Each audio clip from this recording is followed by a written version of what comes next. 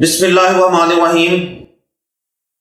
حضرت ابو رافع رحمۃ اللہ علیہ فرماتے ہیں کہ حضرت عبداللہ بن جعفر رضی اللہ تعالی عنہ نے مجبوری کی حالت میں اپنی بیٹی کا نکاح حجاج بن یوسف سے کر دیا، اور ساتھ ہی اپنی بیٹی کو یہ نصیحت فرمائی کہ جب حجاج تمہارے قریب آنے لگے تو تم نے یہ دعا پڑھنی ہے۔ وہ دعا کیا تھی؟ توجہ کے ساتھ آپ سن لیں۔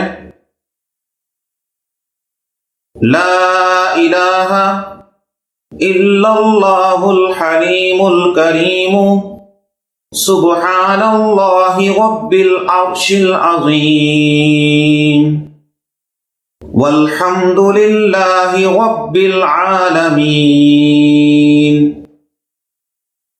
حضرت عبداللہ فرماتے ہیں کہ میری بیٹی نے جب یہ دعا حجاج بن یوسف کے سامنے پڑھی تو وہ اس کے قریب نہ آ سکا، اور وہ ساتھ ہی فرماتے ہیں کہ جب حضور صلی اللہ علیہ وآلہ وسلم پر جب بھی کوئی مشکل امر، کوئی ضرورت پیش آتی تو حضور صلی اللہ علیہ وآلہ وسلم یہی مذکورہ دعا پڑھتے تھے۔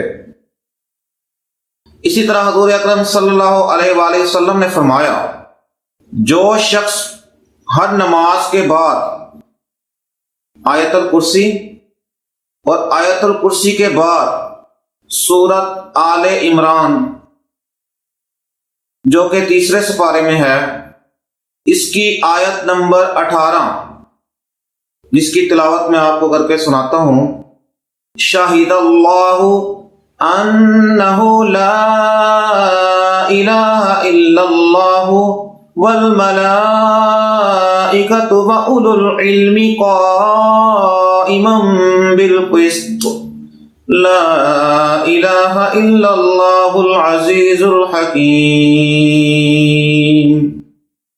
اور آیت نمبر 26 اور 27 اسی سورت کی اگلے صفحے پر موجود ہوگی، جس کی تلاوت بھی آپ کو سنا دیتے ہیں۔ قل اللہم مالک الملک تؤتی الملک من تشاء وتنزع الملک ممن تشاء وتعز من تشاء وتذل من تشاء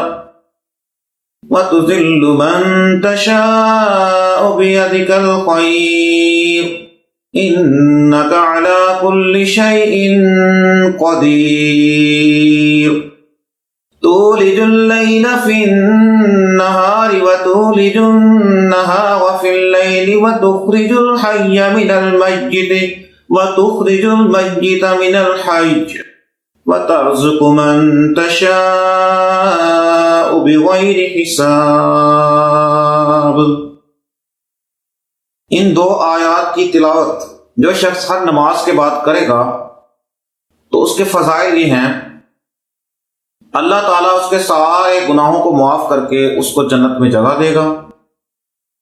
ایسے شخص پر اللہ تعالیٰ 70 بار نظر رحمت فرماتے ہیں، اس کی 70 حاجات کو پورا فرمائیں گے، اور ایسے شخص کو حاسدین اور دشمنوں کے شر سے محفوظ کرتے ہیں، اور ایسے شخص کو اللہ تعالیٰ اپنے تمام دشمنوں پر غالب فرما دیتے ہیں۔ تو دیکھیں آپ، یہ چھوٹی چھوٹی 2 آیات ہیں، آپ تھوڑی سی محنت کریں، قرآن مجید کو کھولیں، وہاں سے اس کو حفظ یاد کریں۔ آپ 2 سے 3 مرتبہ پڑھیں گے، ایک ہی دن میں انشاءاللہ العزیز آپ کو اچھی طرح یاد ہو جائیں گی۔ شروع میں آپ اس کو دیکھ کے پڑھیں، ٹھیک ہے نا، آپ دیکھ کے بھی پڑھ سکتے ہیں اس کو شروع میں، اور جیسے جیسے وقت گزرے گا آپ کو 1 سے 2 دنوں میں الحمدللہ انشاءاللہ وہ یاد ہو جائیں گی، اور آپ باقاعدگی سے جب اسے پڑھیں گے تو اللہ تعالیٰ یہ مذکورہ فضائل دشمنوں کے شر سے آپ کو محفوظ کریں گے، حاسدین کے شر سے محفوظ کریں گے، 70 مرتبہ آپ پر نظر رحمت فرمائیں گے، اور اس کے علاوہ 70 حاجات آپ کی پوری کریں گے۔ اللہ تعالیٰ ہم سب کو عمل کرنے کی توفیق عطا فرمائے۔ اللہ حافظ۔